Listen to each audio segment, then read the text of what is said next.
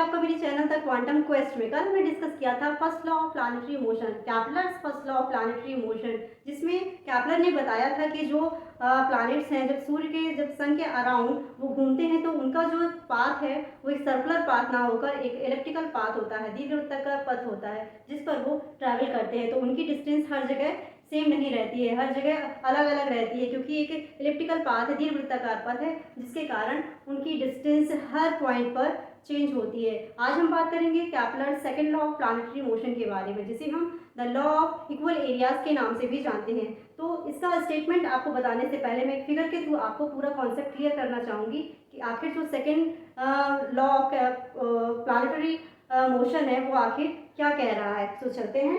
तो हमारा एक ये क्या है, ऑर्बिट है जो कैसा है, इलिप्टिकल पाथ है, जिसमें ये सन है और ये हमारा कोई एक प्लैनेट है।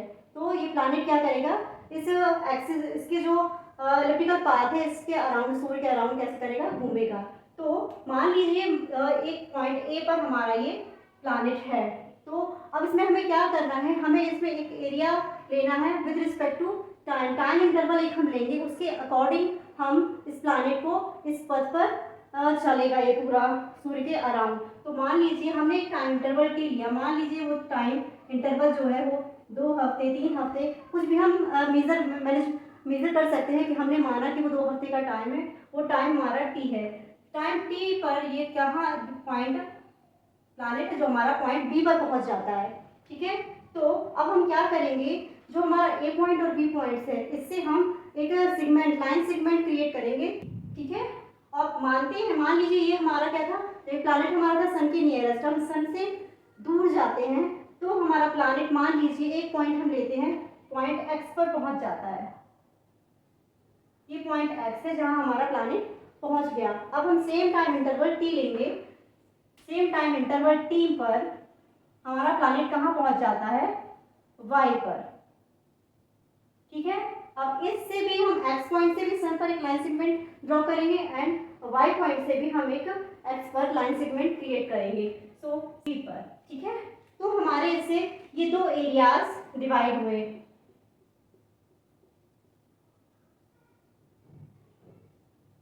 ए B to sun and X Y to sun, 2 areas create हुए। तो हमारा जो second law of planetary motion है ये क्या कहता है कि जो इसकी एरियल वेलोसिटी होती है वो क्या होती है, इक्वल होती है। So this is areal velocity.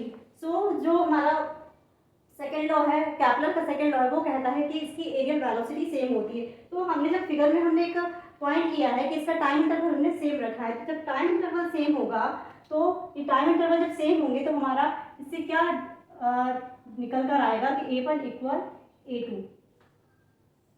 So area A1, मान लीजिए ये एरिया A1 है और ये एरिया A2 है। So area A1 equal to A2, यही हमारा second law of planetary motion है कैपलर का। कि कैपलर भी यही कहते हैं कि जो हम सेम टाइम इंटरवल लेते हैं तो जो भी डिस्टेंस वो कवर करता है, जो भी एरिया वो कवर करता है प्लैनेट सन के अराउंड, वो इक्वल होते हैं। सो हमारा अब हम आपको बता देंगे स्टेटमेंट आखिर हमारा क्या कहता है। So this law is also known as the law of equal areas and this law states that a line segment joining a planet to the sun, जैसा कि मैंने आपको पहले ही फिगर में करके दिखाया कि लाइन सेगमेंट हम क्रिएट करेंगे प्लैनेट के जो पॉइंट्स हैं उनसे।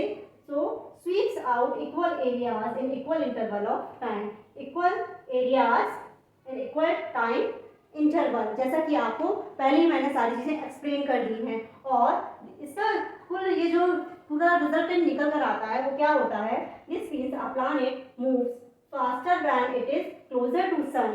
तो जो प्लैनेट की स्पीड होती है सन के जब नज़दीक होता है वो, तो इसकी स्पीड क्या हो जाती है, प्लैनेट की बढ़ जाती है। और जब सन से फारेस्ट होता है, दूर होता है प्लैनेट, तो इसकी स्पीड क्या हो जाती है, स्लो हो जाती है।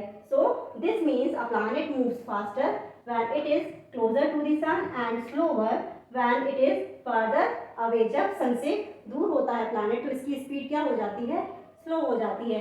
आज का टॉपिक जो मेरा था second law of planetary motion का, वो आपको आशा करती हूँ समझ में आया होगा। बहुत ही क्लियर कॉन्सेप्ट मैंने आपको इसलिए पहले फिगर से एक्सप्लेन किया कि फिगर के थ्रू किसी को भी, और बच्चे हैं बड़े हैं जिसको भी है, सभी को फिगर के थ्रू जो भी कॉन्सेप्ट होते हैं वो तुरंत क्लियर हो जाते हैं। तो आशा करती हूँ आज आपको second law of planetary motion का ये टॉपिक समझ में आया होगा, इंटरेस्टिंग भी लगा होगा। इससे रिलेटेड आपको जो भी की पॉइंट्स हैं और भी इसका जो डिटेल है कल मैं आपके सामने एक्सप्लेन करूंगी। कल फिर मिलेंगे इसी टॉपिक के साथ, तब तक के लिए नमस्कार।